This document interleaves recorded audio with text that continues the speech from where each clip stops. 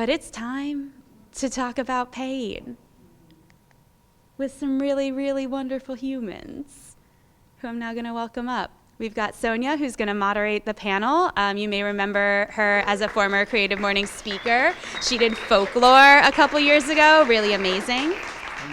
Come on in. Hey, y'all. So, welcome. We're so excited that y'all are here. And we're Art and Soul Nashville members. And oh my gosh, this chair, y'all, we'll see. I'm gonna put myself on this chair. I'm a big girl. There's a lot to hold. We'll see. Maybe I won't crash. Okay. Hi, we are Art and Soul Nashville. We are members of Art and Soul Nashville. And so I'm going to share a little bit about Art and Soul Nashville, and then I'm going to introduce each of these wonderful people, and then we're going to have a little Q&A that's going to happen. And then we're going to demo some practices that we use at Art and Soul because we're a creative expression studio. And so not only are we making art and writing and creating all kinds of, you name it, I'm going to tell more about it. We have these really important somatic practices that help us get into that creativity. And, the past few years, pain has been a big part of it. So you don't have to use these practices for pain, but a lot of us who've been living through pandemic and have been living through all different types of supremacy and who've been living through climate madness, like tornadoes constantly, like what we had, there's just so much, and war and everything. So we're hoping that some of the practices that we offer today, you can just take and literally do them in your car when you get out of here, right? So that's kind of what we're hoping for. But we're going to start with a little sharing. So let me pull up my thing because I talked too long and my phone went dead. Okay, Art and Soul is a non-profit expressive art studio in Nashville that is a richly stimulating and engaging environment where many kinds of visual art, dance and movement, sounding and voice, writing, poetry, and other creative explorations take place. They foster a safe and non-judgmental community for both beginning and experienced artists to connect with their capacity to create, explore, and discover the beauty and power of personal expression. Membership is also available for those who desire the ongoing connection and depth of an established supportive creative community. You are welcome to talk to us about that afterwards. We're not going to get into the details of that right now. But we are located in South Nashville on Sidco near the Cracker Barrel in Harding Place, right there in that area. And we have been a studio for 35 years. So we became a nonprofit last year though. So we're new to the nonprofit world, yay. Yeah. So our panel is made up of three wonderful human beings. Lee LaChance, and see I didn't do it in order of where they're sitting. So this is Lee. She is a writer, editor, and teacher who also experiments with multimedia art. When she's not writing, editing, making art, or teaching, you might find her hiking in the woods or on another impromptu road trip to wherever. Amanda Cantrell-Roche is at the end, and she is a teaching artist working in schools with court-ordered youth and in community settings. She is a narrative artist with an activism focus who taps into somatic practices and creative flow in her work as an adjunct faculty on-site and a facilitator at Art and Soul. And we have Lola Vaughn, who is a multidisciplinary process artist who offers her work as healing pieces for both her and audiences alike. She offers a hybrid of experiential coaching and expressive arts healing through play and performance to share her 15 years of research in trauma, addiction, dysfunctional behavior, codependency, and inner child work to individuals who seek deep growth and development. And my name is Sonia Fernandez-LeBlanc, and I'm a medicinal story weaver, a magical realist, and a guide supporting inter-sovereign community connection. My current scholarly weavings and creationing is at the intersection of ancient futuring and the imaginal realm. So we're gonna ask Lola to call the circle in. We are very connected to circles at Art and Soul. We do a lot of our work beginning in a circle and then moving out, and we bring ourselves together and kind of weave ourselves together. So Lola's going to call in the circle and identify where our pain is and invite the pain in. So you've got a mic, so I'm going to let you do that. Yeah. Hi, I'm Lola, and I just wanted to move around a little because I feel so stagnant and stationary, and that's not what pain is. I just want you to either close your eyes or just get present to any pain that you might be experiencing. And pain comes in many forms. It's emotional, it's physical. You might have a sore ankle or digestive issues. You might have pain that is from a divorce or separation, some yearning, maybe money, suffering, pain. So whatever it is, just identify it, because today we're gonna bring it forth and get the message. Pain is not just something that happens to us. It's something that comes to us to bring us light and darkness. So we're gonna listen today and bring it here as our friend and honor it. So thank you for being here and doing that so we can do this work. It's important, and I just wanted to take the time to do that today. Thanks. Thanks, Lola. And as we are moving through our conversation and our practices, you all have paper that's kind of low. I was hoping that you needed to feel it. There's also great pens that are yummy doodling pens. So feel free. Like, some pain is hard, and like some of us are like, I don't feel pain because I'm completely disassociated from my body, and that's fine. And that's great, But some of us are like, oh no, what are y'all doing? I did not sign up for this, and I haven't had enough coffee. So doodle, because I promise you the doodling will support that in like such odd, weird, amazing ways. So help yourself to doodle. And if you just want to doodle, don't feel like because you're doodling, that means that you're releasing pain, because sometimes people are talking and you just need to doodle. And it's okay, we're not in school and you're not gonna get in trouble for it. Okay, yay. All right, so we're gonna start and we're gonna do a little Q&A, we're gonna do a little conversation. And I wanna first say that we're not therapists. But that in our studio and in our personal practices that we use, they're filled with modalities to support therapeutic resonance of play and whimsy to deal with often difficult somatic experiences. So go to a licensed person to deal with this stuff on a mental, but we all have the capacity to take care of ourselves in radical ways. And that is so much a part of how we invest in our creative experience. So with that, we're gonna begin. I'm gonna throw it back to Lola for this first question. Let's begin with art and the theme of pain. Talk to me about how those interplay and interweave in your experience. Okay. First, I have to say and admit that, this year has been a milestone year for me to recognize what being an artist really means to me. It's a responsibility for me. And I didn't realize how much pain was a part of my work. I wasn't raised in a culture or a home where I was taught about pain, how to cope with pain. And so I walked around a lot of my life with it, unbeknownst to me.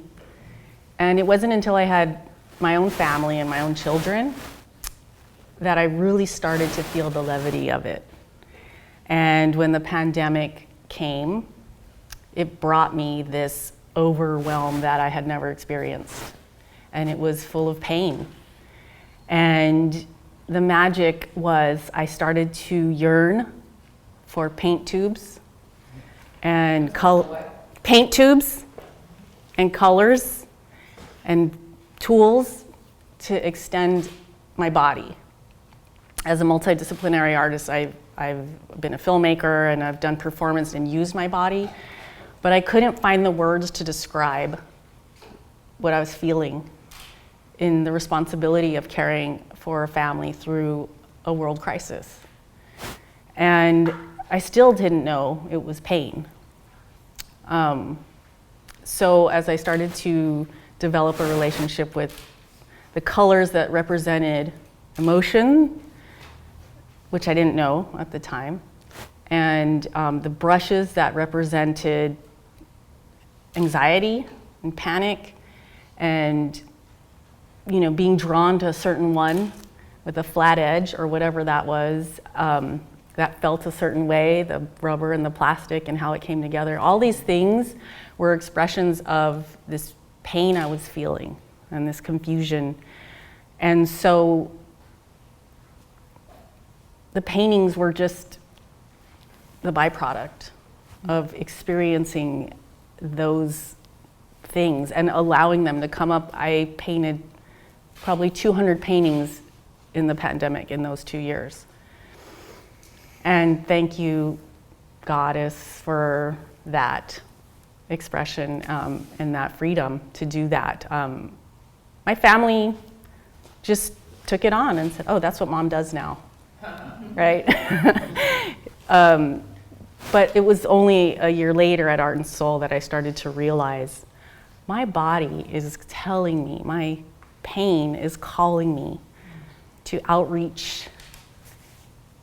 And I started to realize that was my artist in another way coming out, shouting at me, can we please do this? So I don't want to, that's in short. Thank you. Thank you. Do you want to say anything more about that, or? I love what you're saying about the paint. Really, the brushes and the paint and the canvas and all of that being an extension of your pain, right? And that it's not about the artifact itself. It's about the process of making something with your body as a way of kind of transmuting that pain, right? And I think that is key to the practices that we do at Art and Soul. You can make anything you want and nobody's going to judge you or the thing that you make, right? It's the making that matters. Yeah? Yeah, and I think you had such a beautiful explanation. The only thing I would add is I just was thinking about Alice Walker's quote, "We must let the art save us." And I think on a personal level, on a societal level, that's so true for me. Thank y'all. So Lee, let's talk about, let's go into the practice, right? Okay. What are do you have ritual practices that you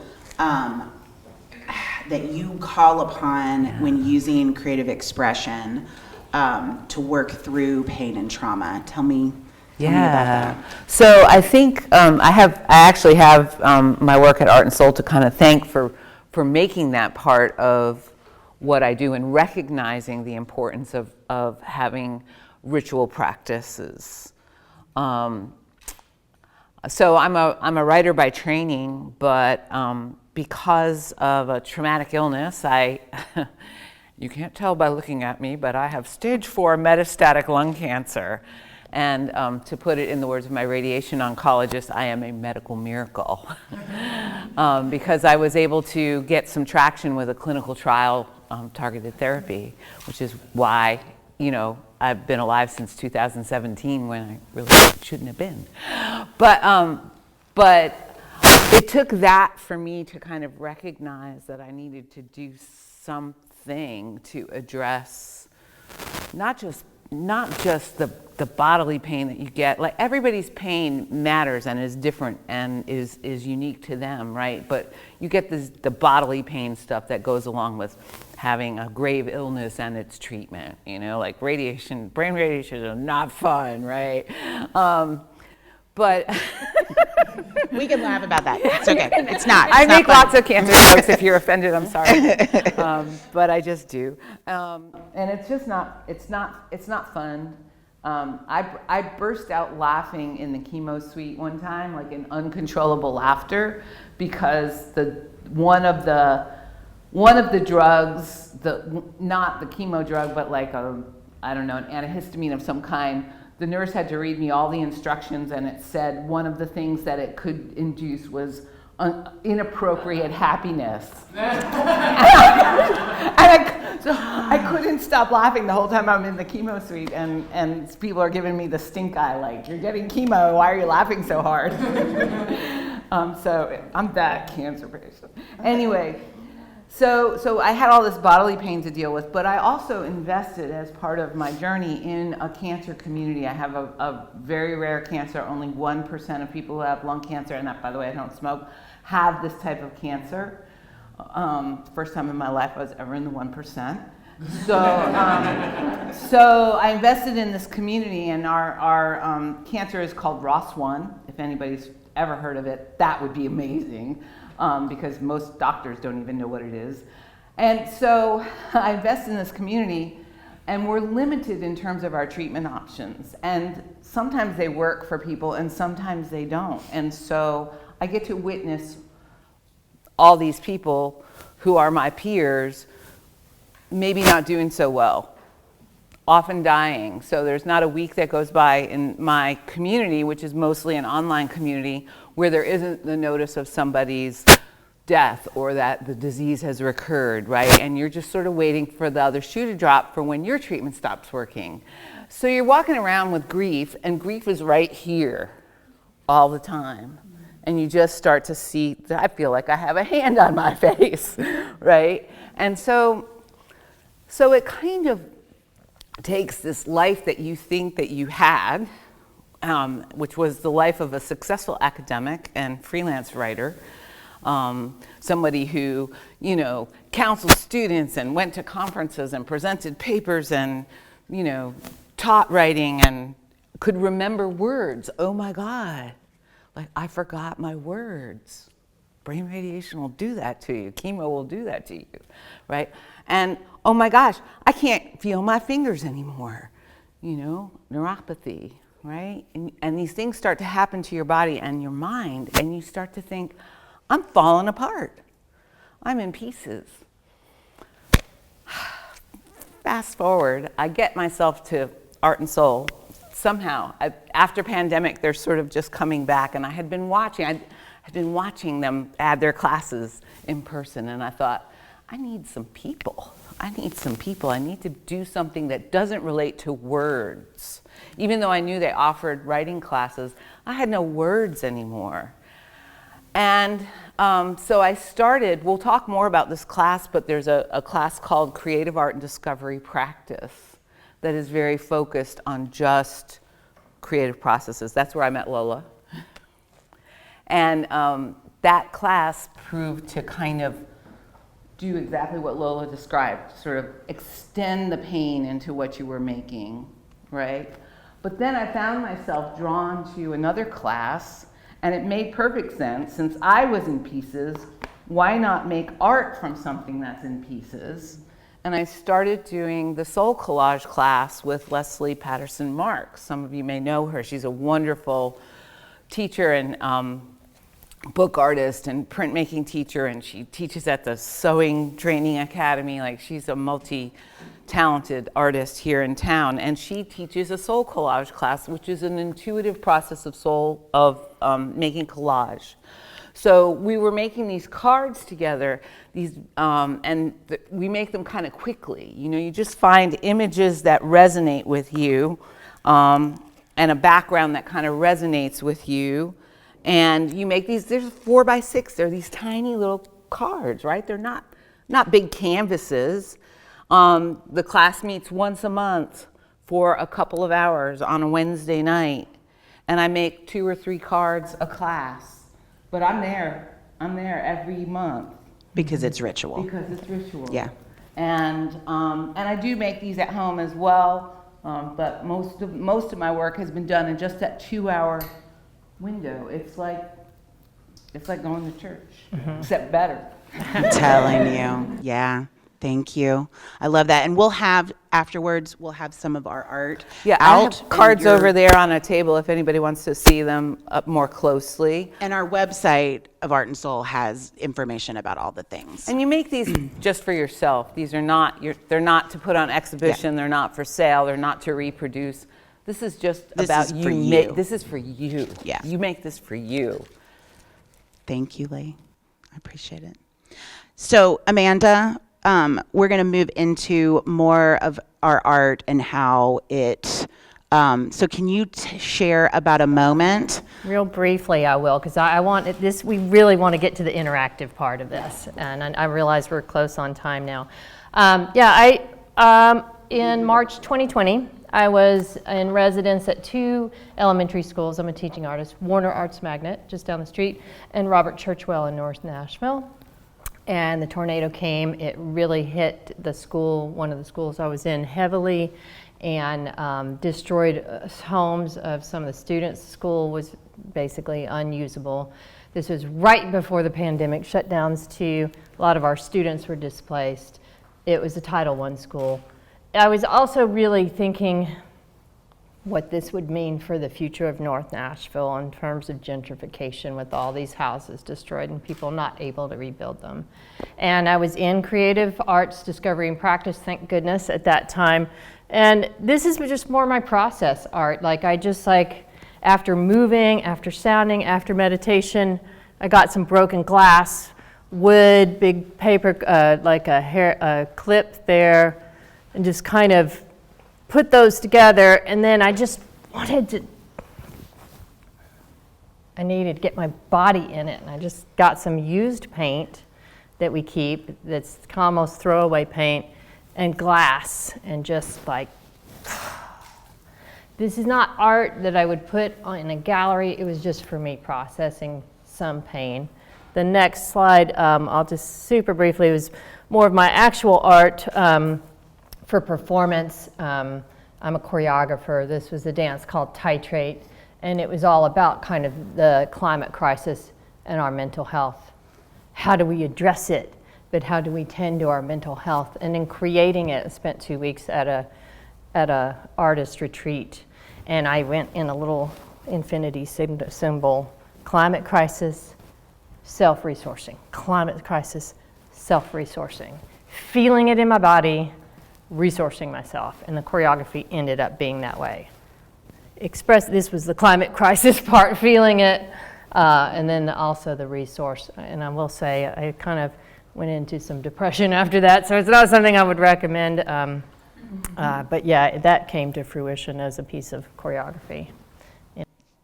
Well, I feel like that's a beautiful kind of segue about depression and the creating. Oftentimes, sometimes it gets stuck inside of us. And this piece of art I created, and I just brought it in because I can't make pictures and do slides. It's too hard. It was easier for me to just bring it. But so I created this after the Covenant shooting. The day after, I was doing a CADP2 class, which is one of the classes that we have, and it's more open-ended. And I like to work with acrylic, and I am a witch, so I like to make spells with it. So I did a bunch of dollops. So I did 6 colors, and then I did a 7th color in the center, just a dollop of acrylic paint. And I had done black on the back and like some gold, because I was just pissed. And then I swirled it. So I do this thing where I swirl, I put a plexiglass on top of it, and I swirl it 3 times to the right, and then I swirl it 3 times to the left, and then I pull it off and I see. And this is what it made. And it's like a rib cage. It's like the place that protects our heart, you know? And I don't know, but I know that the grief that I have had about it it sticks in your body, the grief does. And what I learned, and what I've learned over the past year of doing this artwork, is that sometimes I have to do it to get it out, but it's still there. It's still stuck inside of me. And so what I learned through Art and Soul, which I'd never done because I'm not a visual artist until I started working at Art and Soul, I'm a writer also, was that there are these expressive arts practices that go beyond the creating, that allow you to work on transmuting the energy out of your body, because sometimes the creating can be traumatic often, right? Especially if you have the debt, like the thing about your stuff that you've put your soul into and then nobody wants it or nobody likes it or it gets put away and then you're like, but that was my soul and I'm grieving that. So I have begun a daily grieving process, and the reason why I grieve every day is because of these practices at Art and Soul. So we're going to demo them, and we're going to invite you to, if you feel called, to connect in them. If you do not want to, you could sit it out and we'll do it. It's fine. You can just watch us do it. We're going to begin with Amanda, who's going to talk a little bit about movement. I want to say first that one of the huge community practices or parts of Art and Soul is that we are non-judgmental and we are witnesses. And we work on that. We practice it. It is a practice of non-judgment and just witnessing, our own witnessing, not comparing or saying I love it. Like, we try not to hold any kind of feeling toward the artist. We talk about how it makes us feel. So, and Amanda will be more deeply in that when she talks about the movement. Yeah, okay. And we're going to do just a tiny little, very quick thing. This is kind of a blend of some things that we do at Art and Soul and some things that I do in my somatic therapy work in conjunction with a therapist at On-Site. And I'm going to invite you first to kind of look at the floor or look at somewhere neutral or somewhere pleasurable. Have that resourcing for yourself. And then if you feel comfortable, close your eyes or have a soft focus. I'm going to invite you to sense into your body. And that's often done best with your eyes closed. And just try to sense into, feel that area around your rib cage, your lungs, your heart. Send your awareness there.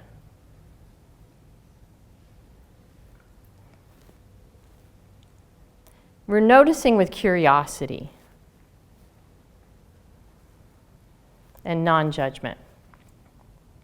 Noticing anything that might come up, because the lungs are a place where we hold grief, usually. And the heart is that vulnerable space energetically where we hold pain.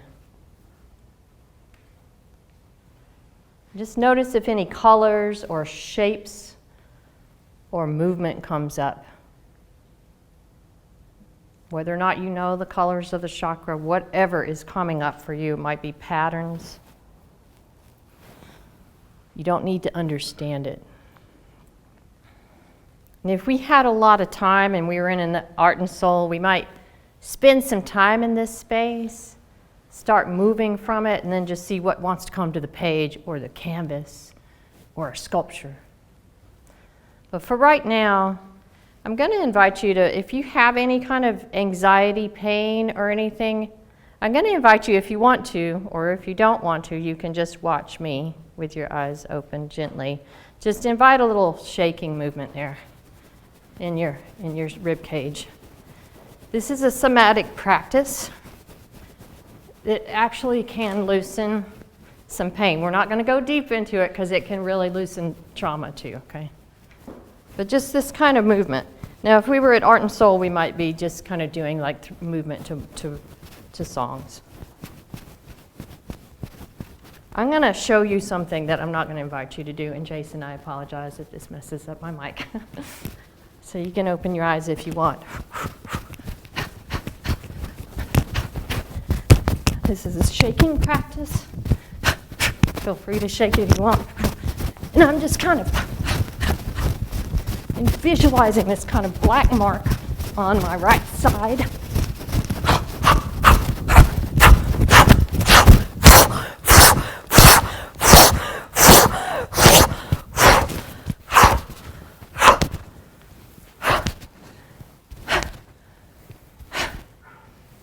And I'm imagining shaking it out through my hands and through my breath. It was a very, very short practice. And then I might be able to go into some more just free movement, what wants to move. But from here, I think we're going to go into sounding. Right? So we begin with movement often, and then often we go into sounding. We also have movement classes and just sounding classes. Sounding, now, normally when we sound, I like to say that we picture you in a cave and we're all in a circle, and when we do it in a community aspect, we all sound, and it gets wild. And we're not going to do that because there's people working upstairs. So I'm going to lead y'all in a little diaphragm. So we're going to go low. Now, let me just say that the sounding, when I first did the sounding, it changed my life because I'm a mother, and I realized that my kids, they're older now, but if you have ever worked with children or been with anyone who can't control themselves and they just lose it, and then you feel it, and it literally, I don't know about y'all, but as an empath, it just takes me out. And I am not good. Like, I'm not good. I can't support them. I can't do anything. And I realized that this practice, because I was holding space in this practice for other people, it taught me how to use that movement as somebody screaming or moaning or getting it out of their bodies, that I can actually take it, and it's taught me how to like allow it. And so when my baby loses it, and who's 10 years old, and when I was 10 years old, I was told to like put a smile on your face, and I don't do that for her. I like accept it, and I use this movement to help me through it. And so what I learned is I was like, if we all could just sound and do it and get it out of our bodies. And so there's not a lot of safe places to sound, though. Art and Soul, our studio, is a really safe place. It's not even safe here necessarily for all of us to do that, because you could get a complaint. Your car is a beautiful place to sound. So maybe the things that I'm going to show you, you can leave and go in your car and turn, and just like, whoa, get it out of your body. Okay. So I want us to close our eyes and just get into your sacral, into your solar plexus, your splenic, this whole area, your root. All right, that's where we're going to focus. All right, and if you're a singer, I'm not, but from what I've heard, your diaphragm is a really important. You pull from your belly and it comes up. So I want us to take a couple of breaths and just pay attention to this belly area and where sound would come if you pulled from your root up through all of that belly, that sacral, up into your heart, and then out your throat, okay? And if you would like to do it with me, we're going to just do some low rumblings, because lower won't bother the people upstairs. So here we go. All right. Oh.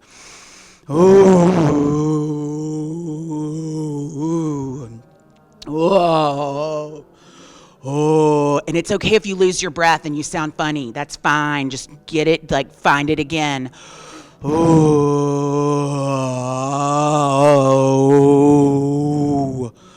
Oh. And now you can see if you let go how the grief maybe is going to start to come. Ooh. Or the excitement or the like joy of being in community sounding. Because when we were ancient beings, we went into caves and sat in circles, and we mourned and grieved and did exciting things together in this. So when you do it, sometimes you remember what it was like to be an ancient human being in community and in connection. And so breathing and moving and using your just raw,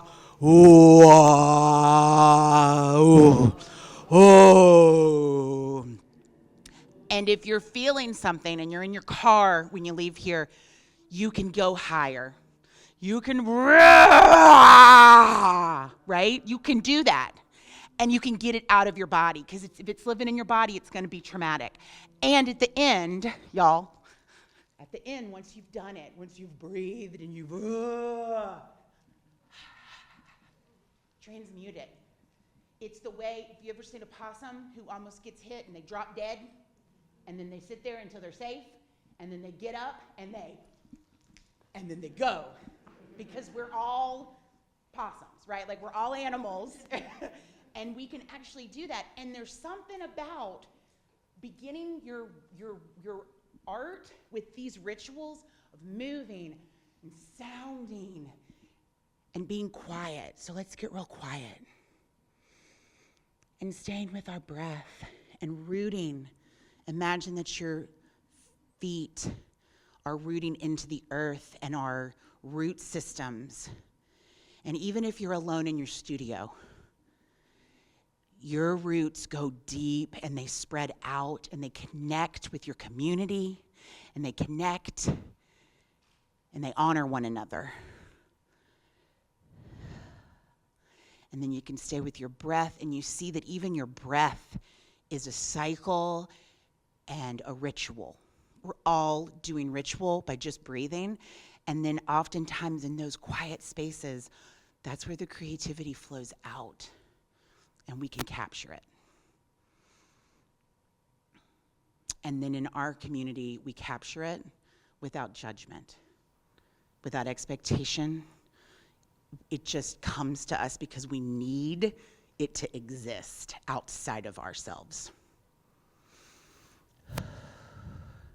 And the pain that maybe we have as we are just living our everyday lives and being creatives and being called to create these things, we can release that pain onto the page, and it can still live inside of us. It's still with us. But if we acknowledge it, it like makes room for the joy, and that's what we want to do. We want to find the balance and make room for the joy. Now, we were going to do a little pair and share, but we're not going to do that. I'm just going to ask you if anybody wants to share. Just briefly, we'll take a couple of people. Does anyone have a message that their pain gave them today that they would like to share? Or anything? Does anybody want to share this, like anything about what happened, what we did today? Yeah. So I'm just kind of new in the art space, I guess. I've been in corporate America forever. So I'm a Fortune 100 corporate person, and I'm just kind of pivoting in my life. And I've been told I have this artistic thing, but I can remember being in church and everybody shut their eyes to pray, and I'm like, I kept my eyes open, I guess wanting to be in control. So as I've watched this all makes perfect sense, and I know that Art and Soul would be non-judgmental, and I speak at conferences and, in front of tons of people, but somehow I get so shy, I'm like, oh, I couldn't stand up and shake, and oh, I can't use my voice like that. All of a sudden I feel like a bashful kindergarten person. And I'm like, what's that about, And so, I like to do yoga and all that, but these look like such powerful practices, but I could tell I was just backing off as you were modeling them as much as I admired them. Yes. And that is something that we work through. That's part of the bravery of like coming to a class and figuring it out. Hello, everyone. My name is Akine. And for me, the message that's coming up when we do this breath work and we really tapping into those ancient practices, sometimes we want to be vocal and say things. We have this urge to speak, and I feel like this is the perfect practice to just speak. And it doesn't matter what it sounds like when it comes out. It doesn't matter what language it is. It's more of like a soul language that's trying to come out, and we can speak to each other universally. So when we were breathing, I just want the amala yo ashai, just say things that feel good so that we can connect with each other. It's a universal soul language that we all speak as we continue to travel back into these ancient practices. So kind of just allow yourself to kind of just open up and just say it. Just not that we've expressed that this is a non-judgmental space, and we connect with who we're supposed to connect with in this room. And that's so true at Sokola. And I think I had sort of an intellectual barrier about all of those practices. Well, the dance, the movement part was fine because I dance like nobody's watching all the time at my house. But the sounding part for me was a real step because I'm very self-conscious of my voice, And it was just one of those practices that once I started doing it, it felt like the most natural thing in the world because I was doing it in a safe community. And now I do it all the time, in my house and in my car. Be like 8 to 10 people at Art and Soul and circle together, not anything near this size. Yeah, it's a small group. Yeah. It feels more, it still feels vulnerable. Need to close the circle, so Lola, if you will close the circle and thank the pain, and then we will release you. You're welcome to take the card. Oh, you got it. Oh, that's right. Okay, so I just want to say thank you for being here. Thank you for opening your hearts, mind, and bodies and souls to us and sharing that. I want to thank everyone for asking their pain, identifying it, and just being present to it. And just remember to honor our pain. It's God-given, and take it with you to hear the messages and just love on it. Thank you for being here. Thank you.